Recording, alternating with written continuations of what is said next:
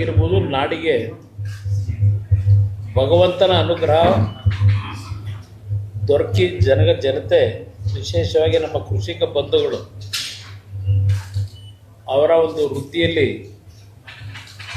ನೆಮ್ಮದಿಯ ಬದುಕನ್ನು ಕಾಣಬೇಕು ಅಂತಕ್ಕಂಥ ಹಿನ್ನೆಲೆಯಲ್ಲೂ ಸಹ ಇವತ್ತಿನ ಒಂದು ಧಾರ್ಮಿಕ ಕಾರ್ಯಕ್ರಮ ಮಾಡಿದ್ದಾರೆ.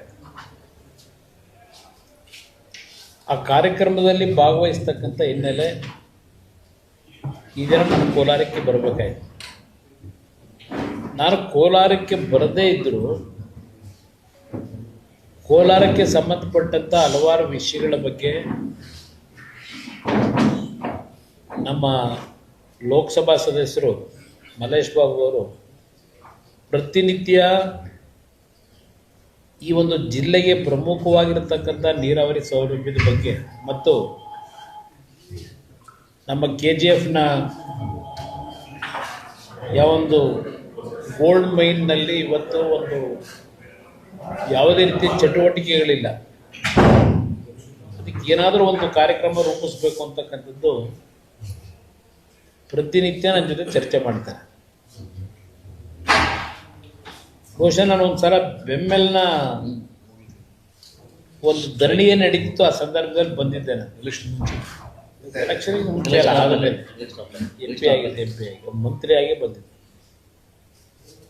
ಇಲ್ಲಿ ಇವತ್ತಿನ ಈ ಒಂದು ಕೋಲಾರ ಜಿಲ್ಲೆಯ ಪ್ರವಾಸ ನಾನಿದ್ದು, ನಾಳೆ ದಿನ ಮೈಸೂರಿನಲ್ಲಿ ಒಂದು ಮಾಧ್ಯಮದ ಸ್ನೇಹಿತರನ್ನು ಉದ್ದೇಶಿಸಿ ಇತ್ತೀಚೆಗೆ ಕೇಂದ್ರ ಸರ್ಕಾರ ಮಂಡನೆ ಮಾಡಿರ್ತಕ್ಕಂಥ ಬಜೆಟ್ಟಿನ ಪ್ರಮುಖವಾದಂಥ ಅಂಶಗಳನ್ನು ನಾಳೆ ದಿನ ಮೈಸೂರಿನಲ್ಲಿ ನಾಡಿನ ಜನತೆಗೆ ತಲುಪಿಸಬೇಕು ಅಂತಕ್ಕಂಥ ಒಂದು ಜವಾಬ್ದಾರಿಯನ್ನು ಕೊಟ್ಟಿದ್ದಾರೆ. ಇವತ್ತು ರಾಜ್ಯ ಸರ್ಕಾರ ಪದೇ ಪದೇ ಅವರ ಹಲವಾರು ತಪ್ಪುಗಳನ್ನು, ಅವರ ವೈಫಲ್ಯಗಳನ್ನು ಕೇಂದ್ರ ಸರ್ಕಾರದ ಮೇಲೆ ದೂರನ್ನು ಹೊರಿಸ್ತಕ್ಕಂಥದ್ದು ನೋಡ್ತಾ ಇದ್ದೀವಿ.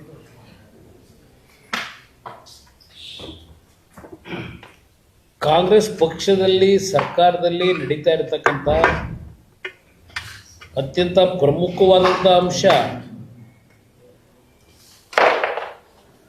ಪ್ರತಿನಿತ್ಯ ತಾವುಗಳೇ ಪ್ರಚಾರ ಮಾಡ್ತಾ ಇದ್ದೀರಿ, ಅದರ ಬಗ್ಗೆ ಜನತೆ ಮುಂದೆ ಇಡ್ತಾ ಇದ್ದೀರಿ ಪ್ರಚಾರ ಅನ್ನೋದಕ್ಕಿಂತ ಹೆಚ್ಚಾಗಿ. ಈ ಸರ್ಕಾರದಲ್ಲಿ ಕಾಂಗ್ರೆಸ್ ಪಕ್ಷಕ್ಕೆ ಏನೋ ಒಂದು ವಿಶ್ವಾಸ ಇಟ್ಟು ಜನತೆ ಕೊಟ್ಟಂಥ 135 136 ಸ್ಥಾನ ಏನು ಗೆದ್ದಿದ್ದಾರೆ. ನಾನು ಈ ಸರ್ಕಾರದ 2.5 ವರ್ಷದ ಆಡಳಿತದ ಬಗ್ಗೆ ವಿವರವಾಗಿ ಹೇಳಬೇಕಾದಂತೂ ಅನವಶ್ಯಕ. ಈಗಾಗಲೇ ಇವತ್ತು ಬಹುಶಃ ನಮ್ಮ ಯುವ ಜನತಾದಳದ ಅಧ್ಯಕ್ಷರು ನಿಖಿಲ್ ಕುಮಾರಸ್ವಾಮಿಯವರು ಬೆಂಗಳೂರಿನಲ್ಲಿ ಮೆಟ್ರೋ ದರವನ್ನು ಈಗ 5% ಏರಿಸ್ತಕ್ಕಂಥ ವಿಷಯದಲ್ಲಿ ಯಾವ ನ್ಯೂನ್ಯತೆಗಳನ್ನು ರಾಜ್ಯ ಸರ್ಕಾರದಲ್ಲಿ ಆಗಿದೆ,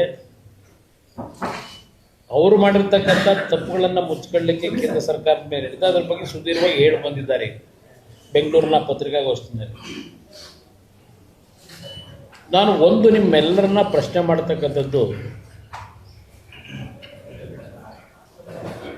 ಬಹುಶಃ 2014 ನಾನೊಂದು ಮದುವೆ ಕಾರ್ಯಕ್ರಮಕ್ಕೆ ಬಂದಿದ್ದೆ. ಅವತ್ತು ನಿಮ್ಮೆಲ್ಲರನ್ನ ಉದ್ದೇಶಿಸಿ ಚಿಕ್ಕಬಳ್ಳಾಪುರದಲ್ಲಿ ನಮ್ಮ ಚುಂಚನಗಿರಿ ಕ್ಷೇತ್ರದ ಮಹಾಸ್ವಾಮೀಜಿಯವರನ್ನು ಕೋಲಾರ ಚಿಕ್ಕಬಳ್ಳಾಪುರಕ್ಕೆ ನೀರನ್ನು ಕೊಡ್ತಕ್ಕಂಥ ಎತ್ತಿನಹೊಳೆಯಿಂದ ಕಾರ್ಯಕ್ರಮದ ಯೋಜನೆಗೆ ಲೋಕಸಭೆಯ ಚುನಾವಣೆಯ ಡಿಕ್ಲೇರ್ ಆಗ್ತಕ್ಕಂಥ ಹಂತದಲ್ಲಿ ಒಂದು ಕಾರ್ಯಕ್ರಮ ಮಾಡಿದ್ರು, ಶಂಕುಸ್ಥಾಪನೆ. ಅವತ್ತು ನಾನು ಹೇಳಿದೆ, ಅವರು ಅವತ್ತು ಹೇಳಿದ್ದು ಒಂದೇ ವರ್ಷದಲ್ಲಿ ನೀರು ತಂದು ಕೊಟ್ಬಿಡ್ತೀವಿ ಅಂದರು ಮುಖ್ಯಮಂತ್ರಿಗಳು ಭಾಷಣ ಮಾಡಬೇಕಾದ್ರೆ. ನಾನು ನಮ್ಮ ಹಳ್ಳಿಯ ಒಂದು ಸೊಗಡಿನ ಭಾಷೆಯಲ್ಲಿ, ಯಾಕೆಂದರೆ ನಾವೆಲ್ಲ ರೈತರ ಕುಟುಂಬದಲ್ಲಿ ಬಂದವರು, ಹಳ್ಳಿ ವಾತಾವರಣದಲ್ಲಿ ಬಂದಂಥವ್ರು, ಸುಮ್ಮನೆ ಒಂದು ಉದಾಹರಣೆ ಕೊಟ್ಟೆ. ಅವ್ರು ನಿಜಕ್ಕೂ ಒಂದೆರಡು ವರ್ಷದಲ್ಲಿ ನೀರನ್ನು ಎತ್ತಿನೊಳ್ಳೆ ನೀರನ್ನು ಕೋಲಾರ ಚಿಕ್ಕಬಳ್ಳಾಪುರಕ್ಕೆ ಹರಿಸಿದ್ರೆ ನಾನು ತಲೆ ಬೋಡಿಸ್ಕೊತೀನಿ ಅಂತ ಹೇಳಿದ್ರು ಪದ. ಅದಕ್ಕೆ ಅವ್ರು ಹೇಳಿದ್ರು ಅವ್ರ ತಲೆಯಲ್ಲಿ ಕೂದಲೇ ಇಲ್ಲ, ಅವ್ರೇನು ಬೋಡಿಸ್ಕೊತಾರೆ ಅಂತ. ಹೌದು, ಈಗ ಅವತ್ತು ಸ್ವಲ್ಪ ಒಂಚೂರಾದರೂ ಇತ್ತು. ಈಗ ಈ ಸರ್ಕಾರದ ನಡವಳಿಕೆಗಳ ಬಗ್ಗೆ ನಾವು ಚಿಂತನೆ ಮಾಡ್ತಾ ಇರ್ತಕ್ಕಂಥದ್ದು ಉದುರೋಯ್ತಿದೆ. ನಮ್ಮ ಪರಿಸ್ಥಿತಿ ಇಲ್ಲಿ ತಂದಿಟ್ಟಿದ್ದಾರೆ ಈ ರಾಜ್ಯದ ಜನತೆ. ಎಷ್ಟು ವರ್ಷ ಆಯ್ತು? ಈಗ 10 ವರ್ಷ ಆಯಿತು. ನೀರು ಕೊಡ್ತೀವಿ ಅಂತ ಹೇಳಿದಂತರ ಎತ್ತಿನೊಳೆ 10 ವರ್ಷ ಆಗಿದೆ. ಮೊನ್ನೆ ದಿನ CAG ರಿಪೋರ್ಟ್ ಕೊಟ್ಟಿದ್ದಾರೆ. ಯಾವ್ಯಾವ ರೀತಿಯಲ್ಲಿ ಎತ್ತಿನ ಹೊಳೆಯ ಯೋಜನೆಯ ವಿಷಯದಲ್ಲಿ ಕಳಪೆ ಗುತ್ತಿಗೆದಾರರಿಗೆ ಕೆಲಸ ಕೊಟ್ಟು ಎಷ್ಟು ಅನಾಹುತಗಳಾಗಿದೆ, ಎಷ್ಟು ದುಡ್ಡಿನ ಲೂಟಿಯಾಗಿದೆ. ಈಗ ಅದರ ಯೋಜನಾ ವೆಚ್ಚ 33,000 ಕೋಟಿಗೆ ಹೋಗಿದೆ. 8,000 ಕೋಟಿ ಆಯಿತು, ಆಮೇಲೆ 14,000 ಕೋಟಿ ಆಯಿತು, ಆಮೇಲೆ 23,000 ಕೋಟಿ ಆಯಿತು, ಈಗ 33,000 ಕೋಟಿಗೆ ತಗೊಂಡೋಗಿದ್ದಾರೆ. ಇದೇ ಈ ಸರ್ಕಾರದ ಸಾಧನೆಗಳು. ಅದರ ಜೊತೆಗೆ ಬಹುಶಃ ನಿಮ್ಮ ಶ್ರೀನಿವಾಸಪುರದ ಬುದ್ಧಿಜೀವಿ ಶಾಸಕರು ಬಹುಶಃ ನಮ್ಮ ರಾಜ್ಯದಲ್ಲಿ ಅಂಥ ಶಾಸಕರು ಇನ್ನು ಬರೋಕ್ಕೆ ಸಾಧ್ಯವೇ ಇಲ್ಲ. ಈಗೇನೋ ರೈತರನ್ನ ಭಿಕ್ಷೆ ಬಿಡಬೇಡಿ ಅಂತಾರೆ ಆ ಭೂಮಿ ವಿಷಯದ, ಅದು ಆಮೇಲೆ ಹೇಳೋಣ. ಇಲ್ಲಿ ಎತ್ತಿನ ಹೊಳೆ ನೀರನ್ನು ಕೊಡಿ ಅಂತ ಅಂದ್ಬಿಟ್ಟು ಮಾಡ್ತೀವಿ ಅಂತ ಹೇಳಿ ಬೆಂಗಳೂರಿನ ಕೊಳಚೆ ನೀರನ್ನ ಟರ್ಷಿಯರಿ ಪ್ಲ್ಯಾಂಟ್ ಹಾಕಿ ಅದನ್ನು ಶುದ್ಧೀಕರಣ ಮಾಡಿದೆ. ಈ 2 ಜಿಲ್ಲೆಯ ಜನತೆ ಏನು ಅನ್ಯಾಯ ಮಾಡಿದ್ದಾರೆ ಅಂತ ಹೇಳಿ ನಿಮಗೆ ಅವರ ಬದುಕಿನ ಜೊತೆ ಹೋರಾಟ ಮಾಡ್ತಾ ಅವರ ಬದುಕಿಗೆ ಕೊಳ್ಳಿ ಇಡ್ತಾ ಇದ್ದೀರಿ. ಇದನ್ನು ಕೇಳಲಿಕ್ಕೆ ಬಯಸ್ತೀನಿ. ತೆಗಿರಿ, ಇವತ್ತು ಹಲವಾರು ಸಂಶೋಧನೆಗಳು, ಕೆಲವು IITಯ ವರದಿಗಳನ್ನು ತೆಗಿರಿ. ಈ ನೀರನ್ನು ಬಿಟ್ಟ ಮೇಲೆ ಈ ಜಿಲ್ಲೆಗಳಲ್ಲಿ ಎಷ್ಟು ಕ್ಯಾನ್ಸರ್ಗಳು ಇವತ್ತು ಮನುಷ್ಯನ ದೇಹಕ್ಕೆ ಪರಿಣಾಮ ಬೀರ್ತಾ ಇದೆ. ಆ ಕಾಯಿಲೆಗಳಿಗೆ ಈ ಭಾಗದಲ್ಲಿ ಬೆಳೀತಕ್ಕಂಥ ಬೆಳೆಯನ್ನು ಮೊದಲು ವಿದೇಶಗಳಲ್ಲಿ ಪೈಪೋಟಿ ಮಾಡಿ ತಗೊಳ್ಳೋರು. ಇವತ್ತು ಎಲ್ಲಿಗೆ ಬಂದಿದೆ ಪರಿಸ್ಥಿತಿ, ರೈತರ ಪರಿಸ್ಥಿತಿ? ಈಗ ಮೊನ್ನೆ ಏನೋ ಹೇಳಿದ್ದಾರೆ ನಮ್ಮ ಹಾಸನ ಜಿಲ್ಲೆಯ ಉಸ್ತುವಾರಿ ಸಚಿವರು, ಈಗ ಈ ಜಿಲ್ಲೆಯವರು ಬೆಂಗಳೂರಲ್ಲಿ ರಾಜಕೀಯ ಮಾಡ್ತಾ ಇದ್ದಾರೆ. ಈಗ ಇಲ್ಲಿ ಬೇರೆ ರಾಜಕೀಯಕ್ಕೆ ಬರ್ಬೋದು, ಜನತೆಯ ಕಷ್ಟಗಳಿಗೆ ಬಂದಿದ್ದು ಯಾವಾಗ ಬಂದಿದ್ದಾರೋ ಗೊತ್ತಿಲ್ಲ ನನಗೆ, ಬಂದಿದ್ದಾರೋ ಈಗ ಅದೆಂಥದ್ದು. ನಿನ್ನೆ ಒಂದು ಸಭೆ ಮಾಡೋರಂತೆ 2 ದಿವಸದಿಂದ. ಆ ಸಭೆಯಲ್ಲಿ ಎಲ್ಲ ಜಿಲ್ಲಾಧಿಕಾರಿಗಳು ಎಲ್ಲರನ್ನೂ ಕರೆಸಿ ಏನು ಚರ್ಚೆ ಮಾಡಿ ಈಗ 2027 ಜೂನ್ ಜುಲೈಗೂ ಏನೋ ನೀರು ಕೊಡ್ತೀವಿ ಅಂತ ಹೇಳಿದ್ದಾರೆ. ಒಂದು ಸಭೆ ಮಾಡಿ ಆ ಕಾಲುವೆಗಳು ಕಟ್ಟಿರ್ತಕ್ಕಂಥ ಪರಿಸ್ಥಿತಿ ಏನಿದೆ, ಸುಮಾರು 2,900 ಕೋಟಿ ವೆಚ್ಚದಲ್ಲಿ ಮೋಟ್ರ್ಗಳು ಮತ್ತು ಕೆಲವು ಅದಕ್ಕೆ ಬೇಕಾದಂಥ ತಾಂತ್ರಿಕ ವಸ್ತುಗಳನ್ನೇನು ಕೊಂಡುಕೊಂಡಿದ್ದಾರೆ, ಅವೆಲ್ಲ ಇವತ್ತು ಜಂಕ್ ಹಿಡಿದೋಗಿದೆ ಅಂತೇಳಿ CAG ರಿಪೋರ್ಟ್ ಕೊಟ್ಟವರು. ಯಾವುದೂ ಇವತ್ತು ಉಪಯೋಗ ಬರಲ್ಲ ಅಂತೇಳಿ. ಇದು ಇರ್ತಕ್ಕಂಥ ವಾಸ್ತವಾಂಶ. ಕೋಲಾರ ಜಿಲ್ಲೆಯ ಜನತೆಯ ಜೊತೆ ಚೆಲ್ಲಾಟ ಇವತ್ತೇನು ಮಾಡ್ತಾ ಇದ್ದೀನಿ ಅಂತ ಹೇಳಿದೆ.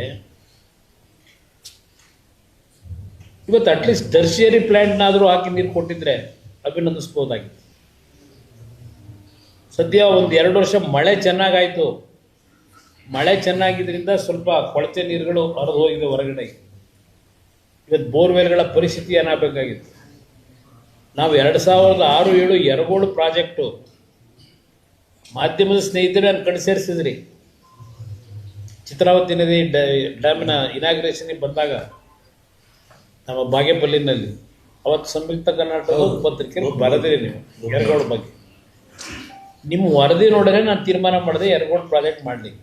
ಡ್ಯಾಮ್ ಕಟ್ಟೋದು, ಇನ್ನೂ ಆ ನೀರನ್ನು ಉಪಯೋಗ ಮಾಡ್ಕೊಳ್ಳಿಲ್ಲ ಅಂದರೆ ಗೊತ್ತಿಲ್ಲ, ಮಾಡ್ಕೊತಾ ಇದ್ದಾರೋ ಏನೋ ಗೊತ್ತಿಲ್ಲಪ್ಪ ನನಗೆ. ಯರಗೋಳ್ದೇನೋ ಆಗಿಲ್ಲ ಅದು, ಇನ್ನೂ ನೀರು ಕೊಡ್ತಿಲ್ಲ ಅಂತ ಕೊಡ್ತಾ ಇದ್ದಾರ. ಇವತ್ತು ಅಟ್ಲೀಸ್ಟು ಆ ನೀರನ್ನಾದ್ರೂ ಮಿಕ್ಸ್ ಆಗ್ತದೆ.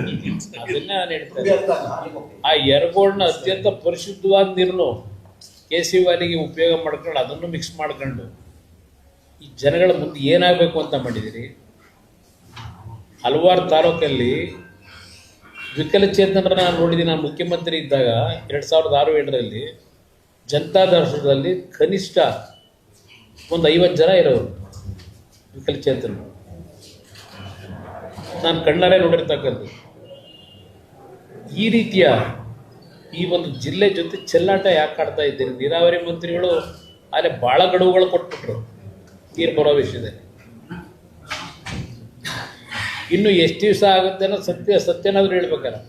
ದುಡ್ಡಂತೂ ಹೊರದೋಯ್ತಾ ಇದೆ, ದುಡ್ಡು ಯಥೇಚ್ಛವಾಗಿ ಹೊರದೋಗ್ತಾ ಇದೆ. ಅದು ಏನೇನಾಗಿದೆ ಕರ್ಮಕಾಂಡಗಳು ಈಗ ಹೇಳಿದ್ರು ಈ ಸರ್ಕಾರಕ್ಕೆ. ಯಾವ ರೀತಿ ದಾಖಲೆ ಕೊಡಿ ಅಂತೀರಿ. ಏನು ದಾಖಲೆ ಕೊಡ್ತೀರಿ? ಪ್ರತಿಯೊಂದಕ್ಕೂ ದಾಖಲೆ. ಅದು ಎಂಥದ್ದು ಮೊನ್ನೆ 2.5 ಕೋಟಿ ಕೇಳಿದ್ರು ಅಂತ ಹೇಳಿ 25 ಲಕ್ಷ ಅಡ್ವಾನ್ಸ್ ಕೊಟ್ಟಿದ್ದು, ಅದಕ್ಕಿಂತಲೂ ದಾಖಲೆ ಬೇಕಾ ಅಬಕಾರಿ ಇಲಾಖೆನಲ್ಲಿ?